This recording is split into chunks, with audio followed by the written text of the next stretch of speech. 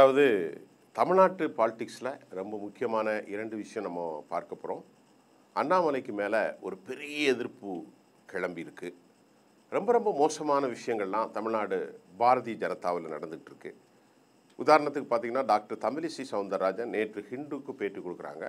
அந்த பேட்டியில் அவங்க சொல்கிறாங்க, நேரடியாக சொல்லாமல் எல்லாத்துக்கும் காரணம் அண்ணாமலைங்கிறத மட்டும் அவங்க சொல்லலை, ஆனால் சொல்கிறாங்க. அப்படி தான் நம்ம எடுத்துக்கிடணும். அண்ணாமலைக்கு மீது ஹார்ட்கோர் ஹிந்துத்துவ அமைப்பான ஒரு அடிப்படை சங்கிகளும் பெரிய சங்கியாக பார்க்கக்கூடிய கல்யாணராமன் கடும் குற்றச்சாட்டை வைக்கிறார்.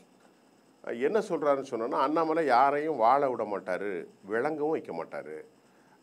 அண்ணாமலையுடைய வார் டீமில் இருந்து எல்லாருக்கும் எதிராகவும் முன்னாள் தலைவர்களான இல கணேசன், சிபி ராதாகிருஷ்ணன், டாக்டர் தமிழிசை சவுந்தரராஜன், இப்படி எல்லாரையுமே அவங்க கேவலப்படுத்துகிறாங்க. அண்ணாமலை மட்டும்தான் ஓசத்தின்னு, இப்படிப்பட்ட ஒரு தலைவருடைய தவறான விஷயத்தை நாங்கள் எப்படி செல்ல முடியும் அப்படின்னு வெளிப்படையாக யார் சொல்லிட்டா? கல்யாணராமன். அவர் ஒரு ஆர்எஸ்எஸ் ஆள், ரொம்ப மோசமாக பேசக்கூடிய ஒரு ஆளுமை. அப்புறம் நேற்று பேசும்போது நம்முடைய அக்கா தமிழிசையும் அதை தான் சொல்கிறாங்க. அதாவது தம்பி அண்ணாமலை என்ன சொன்னார்னு தெரியாது. நான் அப்போ ஐவாசின் கவர்னராக இருந்தேன் எங்கள் தெலுங்கானாவில். பட் நான் தொலைக்காட்சி மூலம் நிறைய விஷயத்தை பார்த்து தெரிஞ்சுக்கிட்டேன். அண்ணாமலை என்ன பேசுகிறாருன்னு தெரியாது, ஆனால் இந்த முடிவு எடுத்திருக்கலாம். ஏன்னா அந்த வேலுமணி 35 தொகுதி ஜெயிக்கலான்னு சொன்னதை இவங்க அக்செப்ட் பண்ணுறாங்க. இந்த 35 தொகுதி இப்போ நீ தேவையில்லாமல் குழப்பத்தை ஏற்படுத்தினா, இந்த குழப்பத்தால் தான் எல்லாம் காரணங்கிறத அவங்களும் தெளிவுபடுத்திட்டாங்க. எப்படின்னு கேட்டிங்கன்னா, அந்த அம்மா என்ன சொல்கிறாங்கன்னா, இப்போ நமக்கு பெர்சன்டேஜ் கூடியிருக்கு 11%. ஆனாலும் அதை வச்சு நம்ம என்ன செய்ய முடியும்? வெறுங்கையால் முளம் போட முடியாது இல்லையா? அப்போ அதிகாரம் இருந்தால் தான் தெளிவாக சொல்லுது. யார்? நம்ம தமிழிசை டாக்டர் தமிழிசை அம்மா என்ன சொல்கிறாங்கன்னா, அதிகாரம் இருந்தால் மட்டும்தானப்பா நம்ம ஆள முடியும், மக்களுக்கு நல்லது செய்ய முடியும். அப்படி இருக்கும்போது கூட்டணிங்கிறது ஒரு சிறந்த வியூகம். அந்த வியூகத்தை மண்ணை போட்டு உடைச்ச அண்ணாமலை அப்படிங்கிறத அவங்களும் சொல்லிட்டாங்க. இது மட்டும் இல்லாமல் கேசவ விநாயகம் மீல நிறைய பிரச்சனைகள் இருக்கிறது. அந்த சில பிரச்சனைகளை நான் உங்கள்கிட்ட பேச முடியாது, அவ்வளோ குற்றச்சாட்டுகள் இருக்குது. அவர் ஒரு 65-70 வயசுக்குள்ளே உள்ளவர். அவர் மீது பல குற்றச்சாட்டு இருக்குன்னா நீங்கள் புரிஞ்சிருப்பீங்க என்ன குற்றச்சாட்டுன்னு. அந்த குற்றச்சாட்டுகள் நிரூபிக்கப்பட்டதாக அவர் விசாரணைக்கு அழைக்கப்பட்டிருக்கிறார். அநேகமாக அவர் மகாராஷ்டிராவுக்கு மாற்றப்படக்கூடிய சூழல் இருப்பதாகவும் செய்திகள் வருகிறது. அடுத்து என்ன முக்கியம்னா, அண்ணாமலை ஏன் இப்படி பண்ணுறார் அப்படிங்கிறது ஒரு பெரிய சந்தேகம். நேனார் நாகேந்திரன் இவர் மீது கடுமையான காண்டில் இருக்கார். பிஜேபி ஆட்சியிலன்னா அவர் மாறி இருப்பார். அப்படி ஒரு சூழலும் இருக்குது. ஏன்னா அவர் தென்னிந்தியாவில் தென் தமிழ்நாட்டில் ரொம்ப ஒரு முக்கியமாக முக்குளத்தூர் சமூகத்தை சார்ந்தவர், முன்னாள் அமைச்சர், அதிமுகவின் ஆளுமை. அவர் ஒரு டிராவிடியன் பொலிட்டீஷியன் தான். அவர் மேலே இந்த 4 கோடி ரூபா கொடுத்ததை இவர் தான் காட்டி கொடுத்தாருன்னு அவர் சொல்கிறாரு. இப்போ அந்த வழக்கு சிபிசிஐடியில் பெண்டிங்கில் இருக்குது.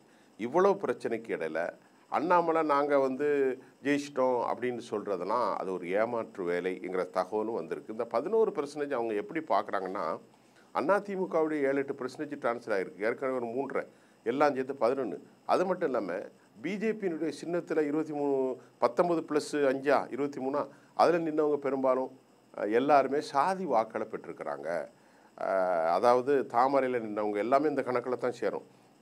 எஸ்சி சண்முகத்திலேருந்து மற்ற எல்லோருமே அந்த சாதி வாக்குகள். இப்போது அதில் வச்சு நம்ம கணக்கில் எடுக்க முடியாது. அப்போது அதை ரீடைன் தற்சமயமாக ஒரு கட்சி இருக்கக்கூடியது முன்ன பின்ன இருக்கும். இப்போ நீங்கள் பார்த்தீங்கன்னா 2006 8% எடுத்தார், 2011 10.29% எடுத்தார். யார்? நம்ம விஜயகாந்த் ஐயா அவர்கள். இப்போது 1% தான் அந்த கட்சி போயிட்டு. அதனால் டிராவிடியன்ஸ் பாலிட்டிக்ஸ் இருக்குது பாருங்க, அதிமுக திமுக, அவர்களுக்கு இருக்கக்கூடிய அந்த ஒரு தெளிவான வாக்கு வங்கி யாருக்குமே கிடையாது தமிழ்நாட்டில். அதனால் இன்றைக்கி அதிமுக அடிச்சுக்கிட்டு சாகுறாங்க. அறிவிட்ட முறையில் கட்சி நடத்தக்கூடிய எடப்பாடியினுடைய மோசமான போக்கு, அதுதான் இன்றைக்கி அதிமுகவுக்கு இவ்வளோ ஒரு சீரழிவும் சின்ன பின்னமும் இருக்குது. அப்போ அவங்க ஒரு கூட்டு தலைமையில் சிறந்த முறையில் பிரச்சாரங்களை கட்டமைச்சு வந்திருந்தால் இன்றைக்கி நல்லா அந்த கட்சி இன்றைக்கி 21% எடுத்தது 30% ஆயிருக்கும். திமுக ஆக்சுவலி பலம் இழந்த ஒரு கட்சி தான். திமுகவுக்கு பலமே கிடையாது. ஏன்னா இப்போ இல்லை, 76லேருந்தே திமுக பலம் இழந்து போச்சு. அதிமுக தான் பலமான கட்சி. இதை 2 கட்சிகளும் உணர்ந்திருந்தார். டாக்டர் எம்ஜிஆரும் உணர்ந்திருந்தார், கருணாநிதியும் உணர்ந்திருந்தார்.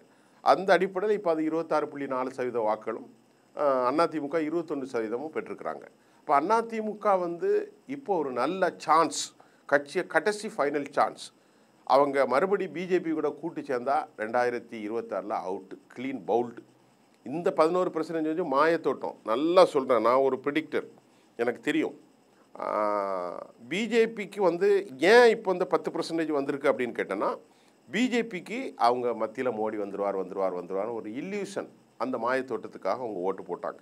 ஆனால் 26 நிச்சயமாக பிஜேபிக்கு யாரும் ஓட்டு போட போகிறதில்ல. திமுக அதிமுகவுக்கு மட்டும்தான் ஓட்டு போடுவாங்க. பிஜேபிக்கு அந்த கோர் சமூக ரீதியான ஓட்டு இருக்கும். இந்த 1.5 வருஷத்தில் கட்சி கட்டுப்பாட்டை மிக சிறப்பாக கொண்டு வர மட்டும் இல்லாமல், யாரை உள்ளே எடுக்கணுமோ அவங்கள எடுக்கக்கூடிய நல்ல ஒரு நடவடிக்கையை எடப்பாடி தாராளமாக செய்யணும். அப்புறமா இந்த மாதிரி லூஸ் ஸ்டாக் வைக்கக்கூடிய தலைவர்கள்ட்ட மனம் முகந்து பேசணும், நிறைய விஷயங்களை செய்யணும், ரொம்ப அறிவுபூர்வமாக இருக்கணும். சும்மா சத்தம் போட்டுக்கிட்டு இருந்தாலும் உருப்படியாக எந்த காரியம் நடக்காது. அது நடந்தால் தமிழ்நாட்டில் இருக்கக்கூடிய வாக்குகள் அவங்களுக்கு கண்டிப்பாக கிடைக்கும். மறுபடியும் சொல்கிறேன், எம்பி தேர்தலில் இந்த 11% ஒரு மாய, இது ஒரு மித்து, இது ஒரு இல்யூஷன். பிஜேபிக்கு இது கன்சிடராக கிடையாது. அவங்க மறுபடி 2026 டக்குன்னு டெக்லின் ஆயிரும், 4.5% ஆயிரும். இதுதான் உண்மை. ஆக அதிமுகவின் தேவை, திமுகவின் தேவை, தமிழ்நாட்டிற்கு திராவிட இயக்கங்கள் தேவை என்று பெரும்பான்மை மக்கள் நம்புகின்றார்கள். நான் நம்புகிறேனோ, நீங்கள் நம்புகிறீங்களோ இல்லையோ. அப்போ பிஜேபியில் இருக்கக்கூடிய இப்போ அண்ணாமலைக்கு எதிரான குழப்பம் அது ஒரு எல்லைக்கு தானே போக போகிறது. ஃபைனலாக ஒரு விஷயம், அண்ணாமலை அழைக்கப்பட்டது, டெல்லியில் அவர் மினிஸ்டர் ஆகிறதுக்கு நல்ல வாய்ப்பு இருக்குது. ஏன்னு கேட்டிங்கன்னா, அண்ணாமலையோட யோசனையை கேட்டுத்தான் இந்த மனமுறிவை அதிமுகவோடு எடுத்தாங்க. அமித்ஷா ஒரு ரூபாய்க்கும் சம்மதிக்கலை. மோடி என்ன சொன்னார், சரி பரவாயில்ல தம்பி சொல்கிறத ஒரு சாய்ஸ் நம்ம பார்க்கலாம் அப்படின்னு சொன்னார். நேற்று கூட அவர் அந்த ஜெனரல் ஹாலில் பேசும்போது, தமிழ்நாட்டில் நாங்கள் ஒரு பிக் எஃபர்ட்ஸ் பண்ணியிருக்கோம், அடுத்து நாங்கள் தான் வரப்போகிறோங்கிறத ஓபிஎஸ்க்கு முன்னாடியே அவர் சொல்லியிருக்காரு. ஓபிஎஸும் சிரிச்சுக்கிட்டார். ஓபிஎஸ்னுடைய எதிர்காலங்கள்லாம் இனி வந்து மிகப்பெரிய கேள்விக்குறி தான். அவர் ஆரம்பத்தில் செஞ்ச மிகப்பெரிய பிளண்டர் மிஸ்டேக்கு குருமூர்த்தியோடு சேர்ந்து சசிகலா அம்மாவுக்கு எதிராக தர்மயுத்தம் நடத்துலேருந்து இன்னைக்கு வரைக்கும் அவர் தப்பான ஆளாயிட்டார். ஓபிஎஸ்ஸை ரொம்ப மேஜர் பார்ட்டாக ஒரு பிஜேபிக்காரராக தான் பார்க்கணுமே தவிர அவர் அதிமுகக்காரரை நம்ம பார்க்க முடியாது. இந்த சூழ்நிலையில் அண்ணாமலை அநேகமாக டெல்லிக்கு செல்ல போகிறார். தமிழ்நாட்டில் இப்போ முதலிடத்தில் இருக்கிறவங்க தமிழக பிஜேபி தலைவர் குறித்து வைத்துக் கொள்ளுங்கள். எல்முருகன்லாம் வரமாட்டார்.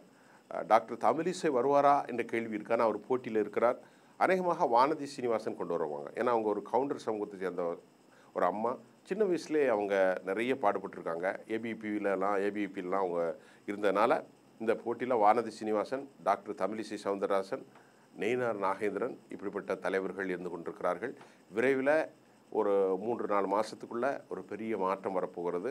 அண்ணாமலை தன் பேரை கெடுத்துட்டார், அசிங்கப்பட்டிருக்காரு. வெளியில் அவருடைய கட்சிக்குள்ளே அவரை யாரும் ஏற்கிறதாக இல்லை. எல்லாருமே கடும் கோபத்தில் இருக்கிறார்கள். கோபத்தில் தோல்விக்கு அல்ல, எல்லாரையும் காட்டி கொடுக்கறது, போலீஸ் மென்டாலி, ஒரு கிரிமினலிஸ்டாக அவர் நடந்துகிட்டு இருக்காரு அப்படிங்கிறதான் இப்பொழுது பிஜேபிக்குள்ள கமலாயத்திலேருந்து நமக்கு கிடைச்ச தகவல்கள். பிராமின் லாபி அவருக்கு ஆப்போசிட்டாக இருக்குது.